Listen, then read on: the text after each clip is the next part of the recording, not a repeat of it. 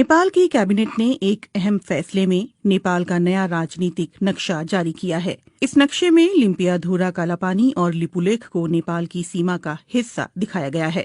नेपाल की कैबिनेट ने इसे अपना जायज दावा करार देते हुए कहा कि महाकाली यानी शारदा नदी का स्रोत दरअसल लिम्पियाधुरा ही है, जो फिलहाल भारत के उत्तराखंड का हिस्सा है। भारत इससे इनकार करता रहा है। नेपाल की कैबिनेट का फैसला भारत की ओर से लिपुलेख इलाके में सीमा सड़क के उद्घाटन के 10 दिनों बाद आया है। लिपुलेख से होकर ही तिब्बत चीन के मानसरोवर जाने का रास्ता है। इस सड़क के बनाए जाने के बाद नेपाल ने कड़े शब्दों में भारत के कदम का विरोध किया था। भारत के कदम का विरोध काठमांडू में नेपाल की संसद से लेकर काठमांडू की सड़कों तक दिखा। दरअसल 6 महीने पहले भारत ने अपना नया राजनीतिक नक्शा जारी किया था, जिसमें जम्मू और कश्मीर राज्य को 2 केंद्र शासित प्रदेशों जम्मू कश्मीर और लद्दाख के रूप में दिखाया गया था। इस नक्शे में लिम्पियाधुरा कालापानी और लिपुलेख को भारत का हिस्सा बताया गया था। नेपाल इन इलाकों पर लंबे समय से अपना दावा जताता रहा है। नेपाल के कृषि और सहकारिता मामलों के मंत्री घनश्याम भूसाल ने कांतिपुर टेलीविजन से कहा, ये नई शुरुआत है, लेकिन ये नई बात नहीं है। हम हमेशा से ये कहते आए हैं कि महाकाली नदी के पूरब का हिस्सा नेपाल का है। अब सरकार ने आधिकारिक तौर पर उसे नक्शे में भी शामिल कर लिया है। हालांकि घनश्याम भूसाल ने ये भी कहा है कि इस मसले पर आधिकारिक हल के लिए भारत के साथ कूटनीतिक बातचीत जारी रहेगी। माना जा रहा है कि दोनों देशों के बीच विदेश सचिव स्तर की बातचीत कोविड-19 संकट के खत्म होने के बाद हो सकती है। सोमवार को हुए नेपाली कैबिनेट के फैसले के बाद माना जा रहा है कि नेपाल की सरकार अपने अधिकारियों और स्थानीय निकायों को सरकारी दफ्तरों में इस नए नक्शे के इस्तेमाल के लिए कहेगी। इस नक्शे को शैक्षणिक संस्थानों में भी पढ़ाया जाएगा और दूसरे साझेदारों के साथ शेयर किया जाएगा। कालापानी और गुंजी के रास्ते लिपुलेख तक नई सड़क के उद्घाटन के भारत के एक तरफा फैसले के बाद नेपाल ने कालापानी और लिपुलेख क्षेत्रों पर अपने पुराने दावों को फिर दोहराया और काठमांडू में भारत के राजदूत और भारतीय विदेश मंत्रालय को नेपाल की चिंताओं से अवगत कराया था। इससे पहले नेपाल ने कहा था कि भारत ने जिस सड़क का निर्माण उसकी जमीन पर किया है, वो जमीन भारत को लीज पर तो दी जा सकती है, लेकिन उस पर दावा नहीं छोड़ा जा सकता। बुधवार को लिपुलेख विवाद पर नेपाल के प्रधानमंत्री केपी शर्मा ओली ने एक सर्वदलीय बैठक बुलाई थी, जिसमें पूर्व प्रधानमंत्रियों ने भी हिस्सा लिया था। लिपुलेख वो इलाका है जो चीन, नेपाल और भारत की सीमाओं से लगता है। लिपुलेख में कथित अतिक्रमण के मुद्दे को लेकर नेपाल में भारत विरोधी प्रदर्शनों का सिलसिला भी जारी है। नेपाल के प्रधानमंत्री केपी शर्मा ओली की सरकार ने इस सिलसिले में भारत के समक्ष लिपुलेख इलाके पर नेपाल के दावे को दोहराते हुए कड़े शब्दों में कूटनीतिक विरोध दर्ज कराया है। उत्तराखंड के धारचूला के पूरब में महाकाली नदी के किनारे नेपाल का दारचूला जिला पड़ता है। महाकाली नदी नेपाल भारत की सीमा के तौर पर भी काम करती है। नेपाल सरकार का कहना है कि भारत ने उसके लिपुलेख इलाके में 22 किलोमीटर लंबी सड़क का निर्माण किया है। नेपाल ने पहले भी साल 2019 के नवंबर में भारत के समक्ष अपना विरोध जताया था। साल 2015 में जब चीन और भारत के बीच व्यापार और वाणिज्य को बढ़ावा देने के लिए समझौता हुआ था, तब भी नेपाल ने दोनों देशों के समक्ष आधिकारिक रूप से अपना विरोध दर्ज कराया था। भारत चीन के बीच हुए समझौते को लेकर नेपाल ने पहले भी साल 2019 के नवंबर में भारत के समक्ष अपना विरोध जताया था। साल 2015 में जब चीन और भारत के बीच व्यापार और वाणिज्य को बढ़ावा देने के लिए समझौता हुआ था, तब भी नेपाल ने दोनों देशों के समक्ष आधिकारिक रूप से अपना विरोध दर्ज कराया था। नेपाल का कहना है कि इस समझौते के लिए ना तो भारत ने और ना ही चीन ने उसे भरोसे में लिया, जबकि प्रस्तावित सड़क उसके इलाके से होकर गुजरने वाली थी। इस सप्ताह जब काठमांडू में भारत विरोधी प्रदर्शन अपने चरम पर थे, तो नेपाल ने बुधवार को एक और बड़ा फैसला किया। उसने पहली बार महाकाली नदी से लगे सीमावर्ती इलाके में आर्म्ड पुलिस फोर्स एपीएफ की एक टीम भेजी है। कालापानी से लगे छांगरू गांव में एपीएफ ने एक सीमा चौकी स्थापित की है। एपीएफ का ढांचा भारत के सशस्त्र सीमा बल और भारत तिब्बत सीमा पुलिस की तरह ही है। साल 1816 में हुई सुगौली की संधि पर दस्तखत के 204 साल बाद नेपाल ने आखिरकार 3 देशों की सीमा से लगने वाले अपने इस इलाके की सुरक्षा के लिए कदम उठाया है। 2 साल तक चले ब्रिटेन नेपाल युद्ध के बाद सुगौली की संधि हुई थी, जिसके तहत महाकाली नदी के पश्चिमी इलाके की जीती हुई जमीन पर नेपाल को अपना कब्जा छोड़ना पड़ा था। कालापानी विवाद के बाद इस सप्ताह लिपुलेख को लेकर काठमांडू में हुए विरोध प्रदर्शन और भारत नेपाल के कूटनीतिक घमासान से एक बार फिर दोनों देशों के संबंधों में खटास आ गई है। हालांकि विवाद के कुछ एक मुद्दों को छोड़ दें तो दोनों देशों के संबंध हाल के समय में तकरीबन मधुर ही रहे हैं। इसी महीने प्रधानमंत्री नरेंद्र मोदी और केपी शर्मा ओली ने कोविड-19 की महामारी के खिलाफ एकजुट रहने की प्रतिबद्धता जताई थी, लेकिन लिपुलेख में भारत के सड़क बनाने की घटना ने कई नेपालियों को नाराज कर दिया है। यहां तक कि प्रधानमंत्री केपी शर्मा ओली को ये स्पष्ट करना पड़ा कि नेपाल अपनी जमीन का 1 इंच भी नहीं छोड़ेगा। ऐसे में सवाल उठता है कि अचानक पैदा हुए लिपुलेख विवाद के कारण क्या भारत नेपाल मैत्री खत्म हो जाएगी? महाकाली नदी के उद्गम वाला ये पहाड़ी इलाका नेपाल के लिए इतना महत्वपूर्ण क्यों है? और ये सवाल भी उतना ही मायने रखता है कि लिपुलेख भारत के लिए भी रणनीतिक दृष्टि से इतना अहम क्यों है? नेपाल भारत संबंधों पर कई भारतीय विश्लेषकों का कहना है कि सभ्यता, संस्कृति, इतिहास और भूगोल की दृष्टि से कोई भी 2 देश इतनी नजदीकी नहीं रखते हैं जितने कि भारत और नेपाल हैं। लेकिन 1800 किलोमीटर लंबी सीमा पर दोनों देशों के दरमियान कभी न खत्म होने वाले कई सीमा विवाद भी हैं। दोनों देशों की सरहद ज्यादातर खुली हुई और आड़ी तिरछी भी है। हालांकि अब सीमा पर चौकसी के लिए सुरक्षा बलों की तैनाती बढ़ी है। मुश्किल इस बात को लेकर ज्यादा है कि दोनों देशों की सीमाओं का निर्धारण पूरी तरह से नहीं हो पाया है। महाकाली यानी शारदा और गंडक यानी नारायणी जैसी नदियां दोनों इलाकों में सीमांकन तय करती हैं। वहां मॉनसून के दिनों में आने वाली बाढ़ से तस्वीर बदल जाती है। नदियों का रुख भी साल दर साल बदलता रहता है। कई जगहों पर तो सीमा तय करने वाले पुराने खंभे अभी भी खड़े हैं, लेकिन स्थानीय लोग भी उनकी कद्र नहीं करते। सामान्य परिस्थितियों में लोगों का एक देश से दूसरे देश आना जाना लगा रहता है। भारत और नेपाल के सर्वे अधिकारी और टेक्नीशियंस सालों की साझा कोशिश के बावजूद अभी तक कोई ऐसा नक्शा नहीं बना पाए हैं जिस पर दोनों देश सहमत हों। नेपाल के सर्वे विभाग के पूर्व महानिदेशक बुद्धिनारायण श्रेष्ठ की रिपोर्ट के मुताबिक साल 1850 और 1856 में भारत और नेपाली अधिकारियों ने मिलकर एक नक्शा तैयार किया था। बुद्धिनारायण श्रेष्ठ के मुताबिक महाकाली नदी लिम्पियाधुरा कालापानी से उत्तर पश्चिम में 16 किलोमीटर दूर से निकलती है और सुगौली की संधि में इस नदी को दोनों देशों की सरहद करार दिया गया था। इसलिए इससे साबित होता है कि कालापानी नेपाल का हिस्सा है। लेकिन भारत इन नक्शों को सबूत के तौर पर स्वीकार करने से इनकार करता है। भारतीय पक्ष का कहना है कि इसकी जगह 1875 के नक्शे पर विचार किया जाना चाहिए, जिसमें महाकाली नदी का उद्गम कालापानी के पूर्व में दिखलाया गया था। गौरतलब है कि 1875 के नक्शे पर नेपाल के दस्तखत नहीं हैं। काठमांडू में इस मामले पर जानकारी रखने वाले अधिकारियों का कहना है कि नेपाल और भारत की सीमा के निर्धारण का काम ज्यादातर पूरा कर लिया गया है। हालांकि नदी वाले इलाकों में ये काम पूरा नहीं हो पाया है। नेपाल की पश्चिमी सीमा पर महाकाली नदी और दक्षिणी सीमा पर गंडक नदी दोनों देशों की सीमा निर्धारण करती है, लेकिन यहाँ नक्शा तय करने का काम अभी भी अधूरा है। दोनों देशों के सर्वे अधिकारी और टेक्नीशियंस महाकाली और गंडक नदी पर सीमांकन के बिंदुओं के निर्धारण पर सहमत नहीं हो पा रहे हैं, क्योंकि नदियों के बहाव की दिशा बदलती रहती है। इन नदियों का रुख बीते दशकों में लगातार बदलता रहा है। लिपुलेख का विवाद ऐसे ही इलाके से जुड़ा हुआ है। नेपाल का कहना रहा है कि लिपुलेख पर्वत महाकाली नदी के पूर्व में स्थित है, जिसकी वजह से कुदरती तौर पर ये इलाका नेपाल का हिस्सा बन जाता है, और ये बात सुगौली की संधि में भी साफ तौर पर कही गई है। एनसाइक्लोपीडिया ब्रिटानिका के अनुसार सुगौली की संधि से ब्रिटेन नेपाल युद्ध की औपचारिक तौर पर समाप्ति हुई थी। संधि की शर्तों के तहत नेपाल ने तराई के विवादास्पद इलाके और महाकाली नदी के पश्चिम में सतलुज नदी के किनारे तक जीती हुई जमीन पर अपना दावा छोड़ दिया था। अगर सुगौली की संधि ये स्पष्ट रूप से कहती है कि महाकाली नदी का पूर्व का इलाका नेपाल का है, तो फिर समस्या कहाँ है? नेपाली इतिहासकारों और सर्वे अधिकारियों का कहना है कि दोनों देशों के बीच गलतफहमी इस बात को लेकर है कि महाकाली नदी का उद्गम स्थल कहाँ है और विवाद की जड़ यही है। इसीलिए सवाल उठता है कि महाकाली नदी कहाँ से निकलती है, लिम्पियाधुरा की पहाड़ियों से या फिर लिपुलेख से।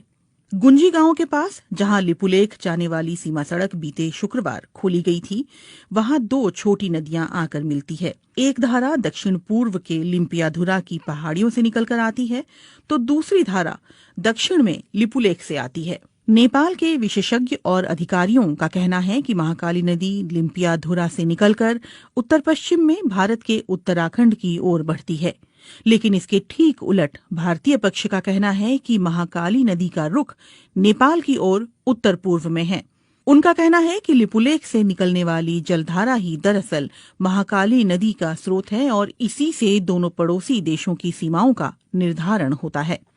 8 मई को लिपुलेख के लिए सड़क मार्ग खोले जाने के बाद आई नेपाल की कड़ी प्रतिक्रिया पर भारत ने इस फैसले का बचाव करते हुए कहा कि किसी भी नेपाली क्षेत्र का अतिक्रमण नहीं किया गया है और ये सीमा सड़क कैलाश मानसरोवर की पारंपरिक धार्मिक यात्रा के रूट पर ही बनाई गई है। लेकिन नेपाली इतिहासकारों, अधिकारियों और जहां से भारत ने 8 मई को लिपुलेख जाने वाली सड़क का रास्ता खोला है, यानी गुंजी गांव के लोगों का ये कहना है कि नेपाली पक्ष के पास इस बात को लेकर पर्याप्त सबूत हैं कि सुगौली की संधि के अनुसार लिपुलेख और उस इलाके के कई गांव नेपाली क्षेत्र में आते हैं। विवाद दूसरे इलाकों को लेकर भी है। नेपाल की सरकार लगातार इस बात पर जोर देती रही है कि लिपुलेख और गुंजी गांव के अलावा भारत ने महाकाली नदी के उत्तर में उससे लगे कई इलाकों पर भी अपना कब्जा कर रखा है, जिसमें कालापानी भी शामिल है। कालापानी में भारत चीन युद्ध के दौरान 1950 में आईटीबीपी ने अपनी चौकी स्थापित की थी। इसके अलावा सुदूर पश्चिम में स्थित लिम्पियाधुरा को लेकर भी दोनों देशों के बीच विवाद है। वहीं नेपाल की राष्ट्रीय राजनीति में 3 दशक से भी ज्यादा समय से महाकाली कालापानी का मुद्दा उठता रहा है। नेपाल के सर्वे विभाग के अधिकारियों का कहना है कि लिपुलेख और कालापानी हिमालय क्षेत्र के सुदूर इलाके हैं जहां पहुंचना बहुत मुश्किल है और वहां कोई इंसानी आबादी नहीं रहती। यही वजह है कि नेपाल ने वहां सीमा सुरक्षा चौकी स्थापित नहीं की। अधिकारी ये भी कहते हैं कि सुगौली की संधि के अलावा नेपाल के पास और भी सबूत हैं, जिनमें संधि पर दस्तखत से पहले ब्रितानी अधिकारियों को लिखी चिट्ठी और उस दौर के दस्तावेज शामिल हैं। नेपाल कालापानी और गुंजी के स्थानीय लोगों की मालगुजारी रसीद और नेपाली मतदाता होने का पहचान पत्र भी सबूत के तौर पर दिखा रहा है।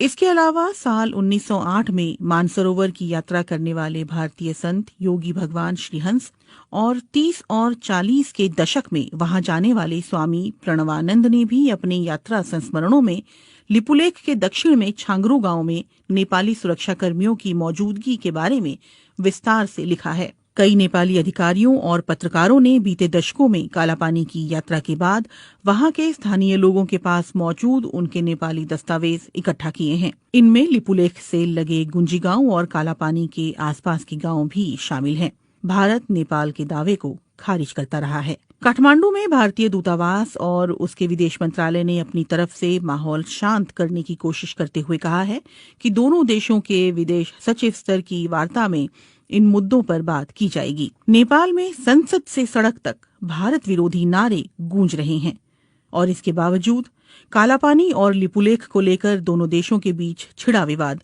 सुलझता हुआ नहीं दिख रहा। नेपाल की कैबिनेट ने एक अहम फैसले में नेपाल का नया राजनीतिक नक्शा जारी किया है। इस नक्शे में लिम्पियाधुरा, कालापानी और लिपुलेख को नेपाल की सीमा का हिस्सा दिखाया गया है। नेपाल की कैबिनेट ने इसे अपना जायज दावा करार देते हुए कहा कि महाकाली यानी शारदा नदी का स्रोत दरअसल लिम्पियाधुरा ही है, जो फिलहाल भारत के उत्तराखंड का हिस्सा है। भारत इससे इनकार करता रहा है। नेपाल की कैबिनेट का फैसला भारत की ओर से लिपुलेख इलाके में सीमा सड़क के उद्घाटन के 10 दिनों बाद आया है। लिपुलेख से होकर ही तिब्बत, चीन के मानसरोवर जाने का रास्ता है।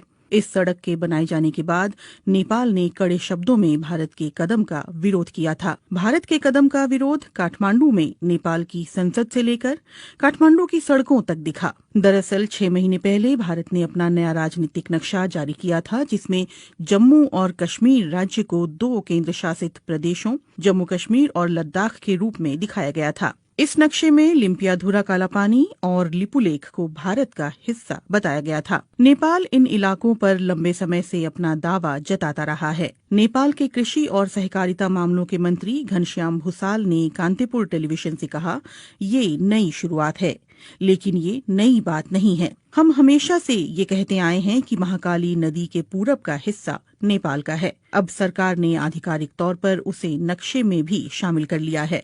हालांकि घनश्याम भूसाल ने ये भी कहा है कि इस मसले पर आधिकारिक हल के लिए भारत के साथ कूटनीतिक बातचीत जारी रहेगी।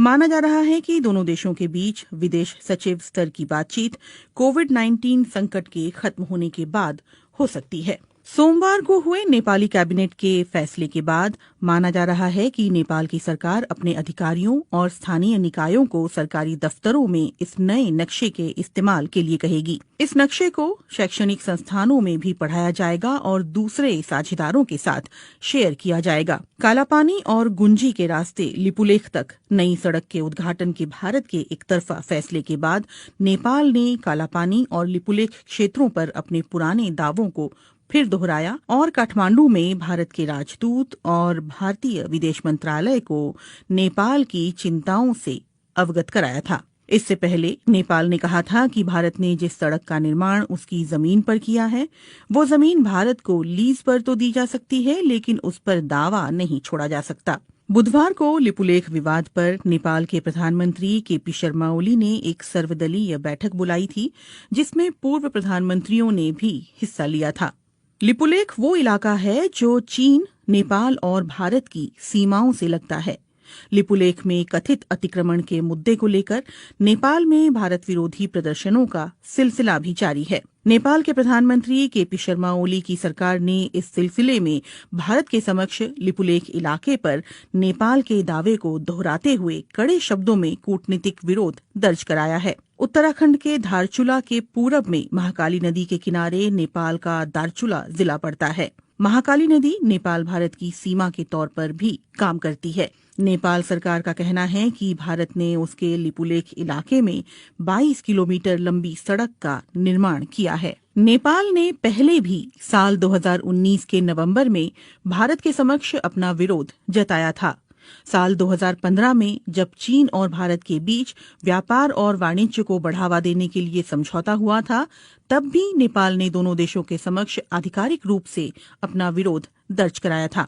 भारत चीन के बीच हुए समझौते को लेकर नेपाल ने पहले भी साल 2019 के नवंबर में भारत के समक्ष अपना विरोध जताया था। साल 2015 में जब चीन और भारत के बीच व्यापार और वाणिज्य को बढ़ावा देने के लिए समझौता हुआ था, तब भी नेपाल ने दोनों देशों के समक्ष आधिकारिक रूप से अपना विरोध दर्ज कराया था। नेपाल का कहना है कि इस समझौते के लिए ना तो भारत ने और ना ही चीन ने उसे भरोसे में लिया, जबकि प्रस्तावित सड़क उसके इलाके से होकर गुजरने वाली थी। इस सप्ताह जब काठमांडू में भारत विरोधी प्रदर्शन अपने चरम पर थे, तो नेपाल ने बुधवार को एक और बड़ा फैसला किया। उसने पहली बार महाकाली नदी से लगे सीमावर्ती इलाके में आर्म्ड पुलिस फोर्स एपीएफ की एक टीम भेजी है। कालापानी से लगे छांगरू गांव में एपीएफ ने एक सीमा चौकी स्थापित की है। एपीएफ का ढांचा भारत के सशस्त्र सीमा बल और भारत तिब्बत सीमा पुलिस की तरह ही है। साल 1816 में हुई सुगौली की संधि पर दस्तखत के 204 साल बाद नेपाल ने आखिरकार 3 देशों की सीमा से लगने वाले अपने इस इलाके की सुरक्षा के लिए कदम उठाया है। 2 साल तक चले ब्रिटेन नेपाल युद्ध के बाद सुगौली की संधि हुई थी, जिसके तहत महाकाली नदी के पश्चिमी इलाके की जीती हुई जमीन पर नेपाल को अपना कब्जा छोड़ना पड़ा था। कालापानी विवाद के बाद इस सप्ताह लिपुलेख को लेकर काठमांडू में हुए विरोध प्रदर्शन और भारत नेपाल के कूटनीतिक घमासान से एक बार फिर दोनों देशों के संबंधों में खटास आ गई है। हालांकि विवाद के कुछ एक मुद्दों को छोड़ दें तो दोनों देशों के संबंध हाल के समय में तकरीबन मधुर ही रहे हैं। इसी महीने प्रधानमंत्री नरेंद्र मोदी और केपी शर्मा ओली ने कोविड-19 की महामारी के खिलाफ एकजुट रहने की प्रतिबद्धता जताई थी। लेकिन लिपुलेख में भारत के सड़क बनाने की घटना ने कई नेपालियों को नाराज कर दिया है। यहां तक कि प्रधानमंत्री केपी शर्मा ओली को ये स्पष्ट करना पड़ा कि नेपाल अपनी जमीन का 1 इंच भी नहीं छोड़ेगा। ऐसे में सवाल उठता है कि अचानक पैदा हुए लिपुलेख विवाद के कारण क्या भारत नेपाल मैत्री खत्म हो जाएगी? महाकाली नदी के उद्गम वाला ये पहाड़ी इलाका नेपाल के लिए इतना महत्वपूर्ण क्यों है? और ये सवाल भी उतना ही मायने रखता है कि लिपुलेख भारत के लिए भी रणनीतिक दृष्टि से इतना अहम क्यों है? नेपाल भारत संबंधों पर कई भारतीय विश्लेषकों का कहना है कि सभ्यता, संस्कृति, इतिहास और भूगोल की दृष्टि से कोई भी दो देश इतनी नजदीकी नहीं रखते हैं जितने कि भारत और नेपाल हैं। लेकिन 1800 किलोमीटर लंबी सीमा पर दोनों देशों के दरमियान कभी न खत्म होने वाले कई सीमा विवाद भी हैं। दोनों देशों की सरहद ज्यादातर खुली हुई और आड़ी तिरछी भी है। हालांकि अब सीमा पर चौकसी के लिए सुरक्षा बलों की तैनाती बढ़ी है। मुश्किल इस बात को लेकर ज्यादा है कि दोनों देशों की सीमाओं का निर्धारण पूरी तरह से नहीं हो पाया है। महाकाली यानी शारदा और गंडक यानी नारायणी जैसी नदियां दोनों इलाकों में सीमांकन तय करती हैं। वहां मॉनसून के दिनों में आने वाली बाढ़ से तस्वीर बदल जाती है। नदियों का रुख भी साल दर साल बदलता रहता है। कई जगहों पर तो सीमा तय करने वाले पुराने खंभे अभी भी खड़े हैं, लेकिन स्थानीय लोग भी उनकी कद्र नहीं करते। सामान्य परिस्थितियों में लोगों का एक देश से दूसरे देश आना जाना लगा रहता है। भारत और नेपाल के सर्वे अधिकारी और टेक्नीशियंस सालों की साझा कोशिश के बावजूद अभी तक कोई ऐसा नक्शा नहीं बना पाए हैं जिस पर दोनों देश सहमत हों। नेपाल के सर्वे विभाग के पूर्व महानिदेशक बुद्धिनारायण श्रेष्ठ की रिपोर्ट के मुताबिक साल 1850 और 1856 में भारत और नेपाली अधिकारियों ने मिलकर एक नक्शा तैयार किया था। बुद्धिनारायण श्रेष्ठ के मुताबिक महाकाली नदी लिम्पियाधुरा कालापानी से उत्तर पश्चिम में 16 किलोमीटर दूर से निकलती है और सुगौली की संधि में इस नदी को दोनों देशों की सरहद करार दिया गया था। इसलिए इससे साबित होता है कि कालापानी नेपाल का हिस्सा है। लेकिन भारत इन नक्शों को सबूत के तौर पर स्वीकार करने से इनकार करता है। भारतीय पक्ष का कहना है कि इसकी जगह 1875 के नक्शे पर विचार किया जाना चाहिए, जिसमें महाकाली नदी का उद्गम कालापानी के पूर्व में दिखलाया गया था। गौरतलब है कि 1875 के नक्शे पर नेपाल के दस्तखत नहीं हैं। काठमांडू में इस मामले पर जानकारी रखने वाले अधिकारियों का कहना है कि नेपाल और भारत की सीमा के निर्धारण का काम ज्यादातर पूरा कर लिया गया है। हालांकि नदी वाले इलाकों में ये काम पूरा नहीं हो पाया है। नेपाल की पश्चिमी सीमा पर महाकाली नदी और दक्षिणी सीमा पर गंडक नदी दोनों देशों की सीमा निर्धारण करती है, लेकिन यहाँ नक्शा तय करने का काम अभी भी अधूरा है।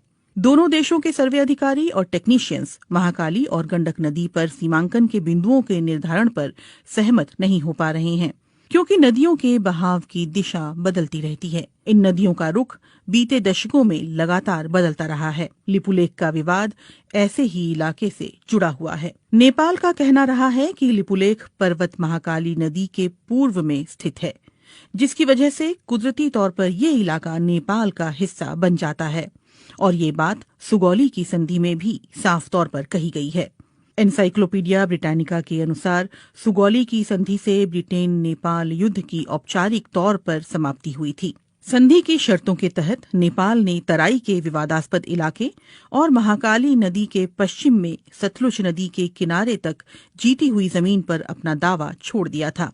अगर सुगौली की संधि ये स्पष्ट रूप से कहती है कि महाकाली नदी का पूर्व का इलाका नेपाल का है, तो फिर समस्या कहाँ है?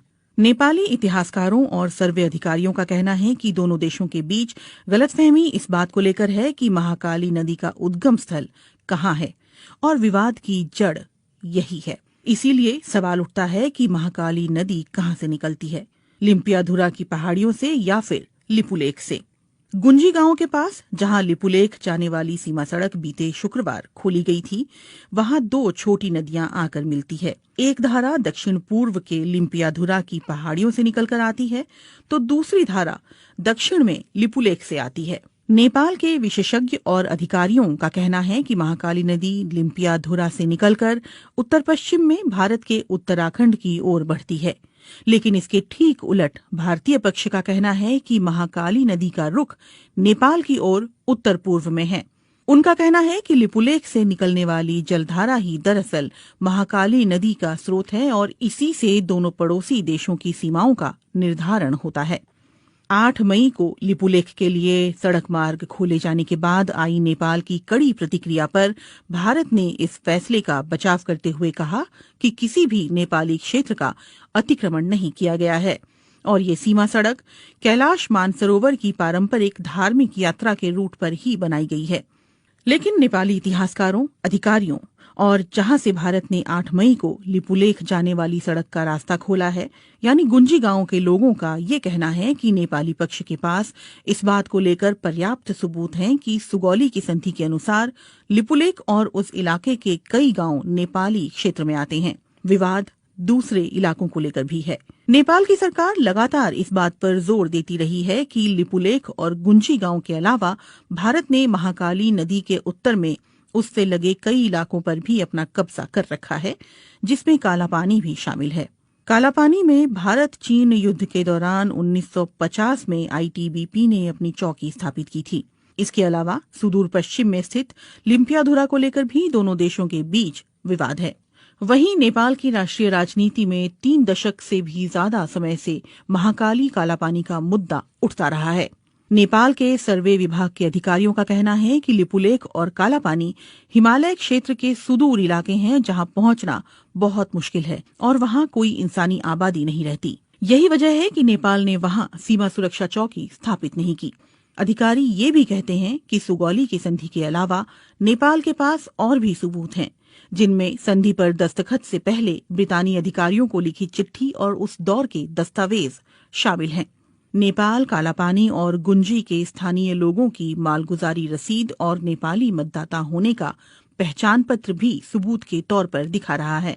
इसके अलावा साल 1908 में मानसरोवर की यात्रा करने वाले भारतीय संत योगी भगवान श्रीहंस और 30 और 40 के दशक में वहां जाने वाले स्वामी प्रणवानंद ने भी अपने यात्रा संस्मरणों में लिपुलेख के दक्षिण में छांगरू गांव में नेपाली सुरक्षा कर्मियों की मौजूदगी के बारे में विस्तार से लिखा है। कई नेपाली अधिकारियों और पत्रकारों ने बीते दशकों में कालापानी की यात्रा के बाद वहां के स्थानीय लोगों के पास मौजूद उनके नेपाली दस्तावेज इकट्ठा किए हैं। इनमें लिपुलेख से लगे गुंजी गांव और कालापानी के आसपास के गांव भी शामिल हैं। भारत नेपाल के दावे को खारिज करता रहा है। काठमांडू में भारतीय दूतावास और उसके विदेश मंत्रालय ने अपनी तरफ से माहौल शांत करने की कोशिश करते हुए कहा है कि दोनों देशों के विदेश सचिव स्तर की वार्ता में इन मुद्दों पर बात की जाएगी। नेपाल में संसद से सड़क तक भारत विरोधी नारे गूंज रहे हैं और इसके बावजूद कालापानी और लिपुलेख को लेकर दोनों देशों के बीच छिड़ा विवाद सुलझता हुआ नहीं दिख रहा।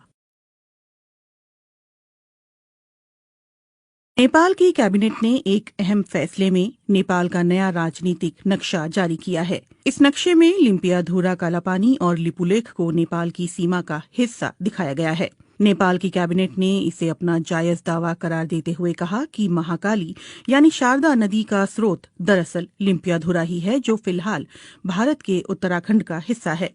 भारत इससे इनकार करता रहा है। नेपाल की कैबिनेट का फैसला भारत की ओर से लिपुलेख इलाके में सीमा सड़क के उद्घाटन के 10 दिनों बाद आया है। लिपुलेख से होकर ही तिब्बत, चीन के मानसरोवर जाने का रास्ता है। इस सड़क के बनाए जाने के बाद नेपाल ने कड़े शब्दों में भारत के कदम का विरोध किया था। भारत के कदम का विरोध काठमांडू में नेपाल की संसद से लेकर काठमांडू की सड़कों तक दिखा। दरअसल 6 महीने पहले भारत ने अपना नया राजनीतिक नक्शा जारी किया था, जिसमें जम्मू और कश्मीर राज्य को 2 केंद्र शासित प्रदेशों जम्मू कश्मीर और लद्दाख के रूप में दिखाया गया था। इस नक्शे में लिम्पियाधुरा कालापानी और लिपुलेख को भारत का हिस्सा बताया गया था। नेपाल इन इलाकों पर लंबे समय से अपना दावा जताता रहा है। नेपाल के कृषि और सहकारिता मामलों के मंत्री घनश्याम भूसाल ने कांतिपुर टेलीविजन से कहा, ये नई शुरुआत है, लेकिन ये नई बात नहीं है। हम हमेशा से ये कहते आए हैं कि महाकाली नदी के पूरब का हिस्सा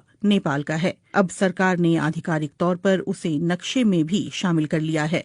हालांकि घनश्याम भूसाल ने ये भी कहा है कि इस मसले पर आधिकारिक हल के लिए भारत के साथ कूटनीतिक बातचीत जारी रहेगी।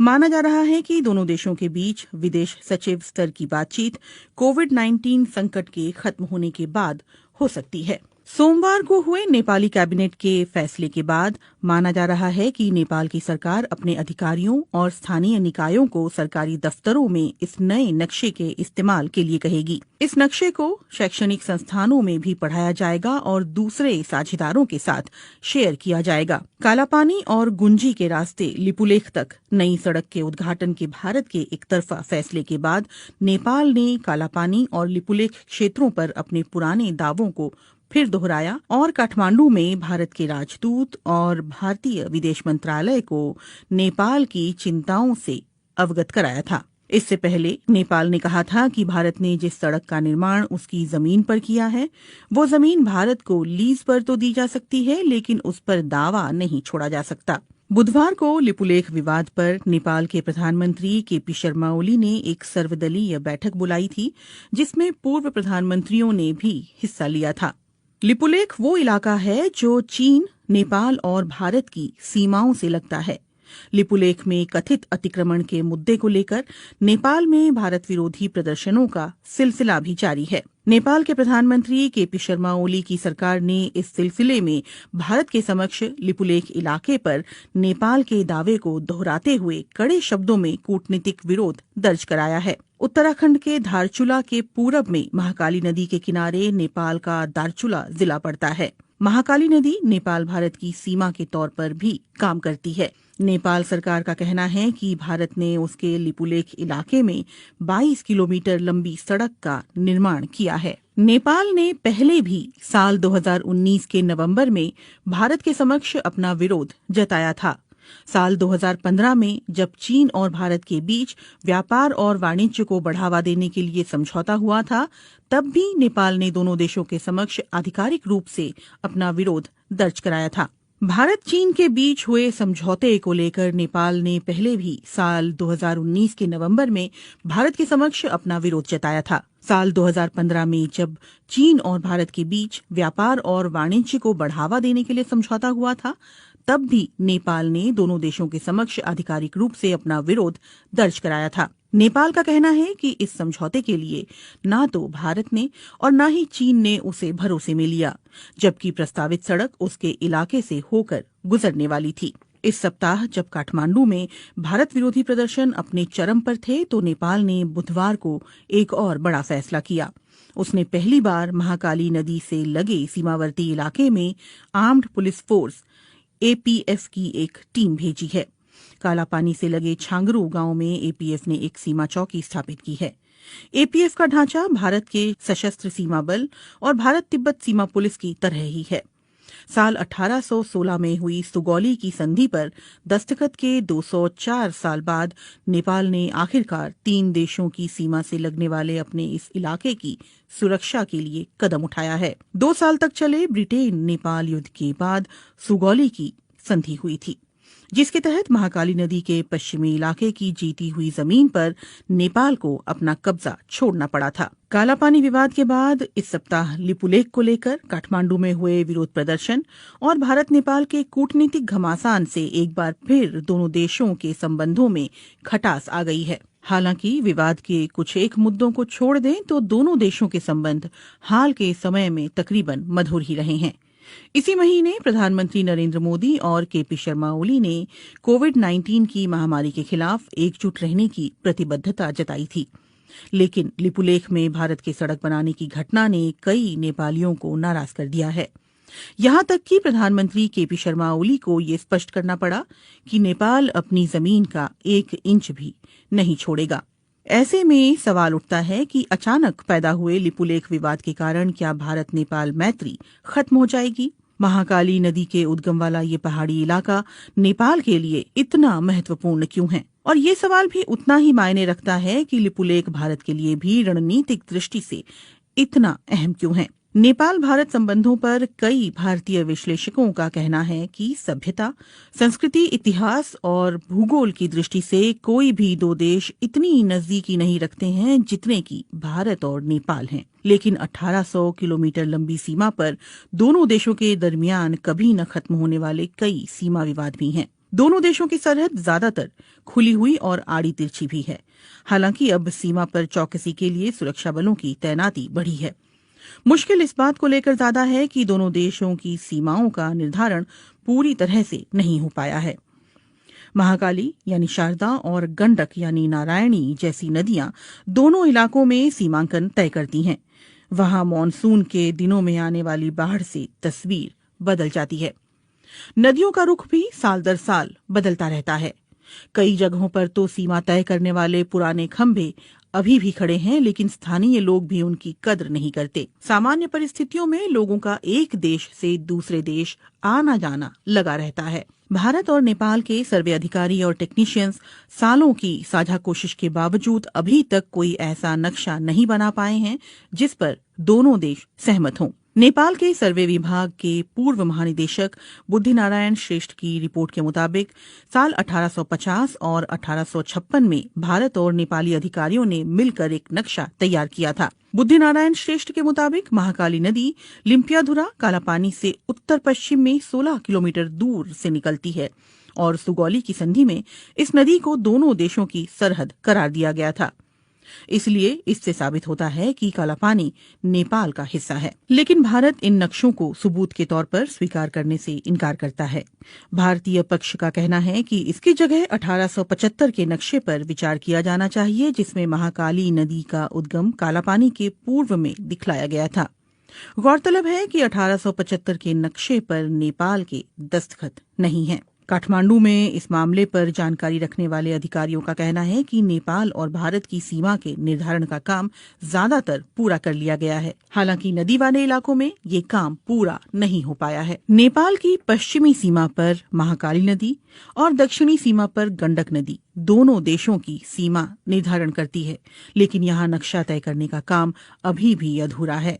दोनों देशों के सर्वे अधिकारी और टेक्नीशियंस महाकाली और गंडक नदी पर सीमांकन के बिंदुओं के निर्धारण पर सहमत नहीं हो पा रहे हैं, क्योंकि नदियों के बहाव की दिशा बदलती रहती है। इन नदियों का रुख बीते दशकों में लगातार बदलता रहा है। लिपुलेख का विवाद ऐसे ही इलाके से जुड़ा हुआ है। नेपाल का कहना रहा है कि लिपुलेख पर्वत महाकाली नदी के पूर्व में स्थित है, जिसकी वजह से कुदरती तौर पर ये इलाका नेपाल का हिस्सा बन जाता है, और ये बात सुगौली की संधि में भी साफ तौर पर कही गई है।